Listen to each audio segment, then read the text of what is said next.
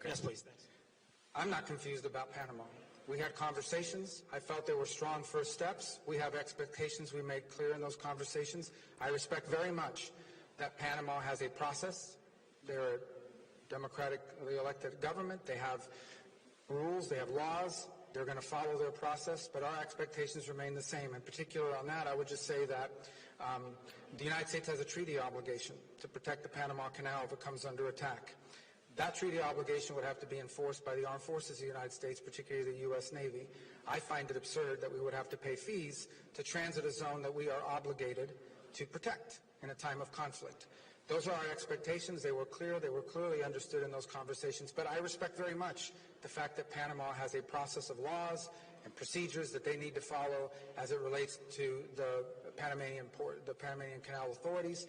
We'll allow them to work through those processes. We intend to make it amicable the way our visits were. As far as the USAID, a couple points. The goal of our endeavor has always been to identify programs that work and continue them, and to identify programs that are not aligned with our national interests and identify those and address them. So we have sent out guidance to those deployed abroad that they will be on leave of absence, not fired, leave of absence as of Friday. And then we made very clear in the message, it's there and it's written in the message that was posted, that if there are exceptional circumstances regarding family or displacement, or maybe their spouse is employed in the embassy, so they're co-located and their children are in school, there's room and space for that.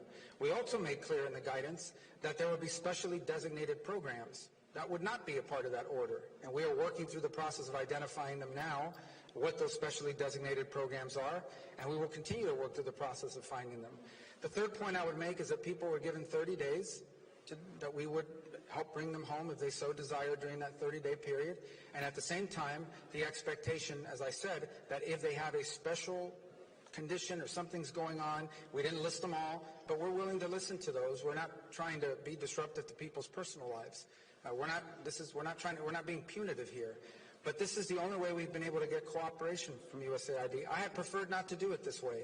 When we tried to do it from the top down, by getting cooperation from the central office of USAID, what we found instead are people trying to use the system to sneak through payments and push through payments despite the stop order.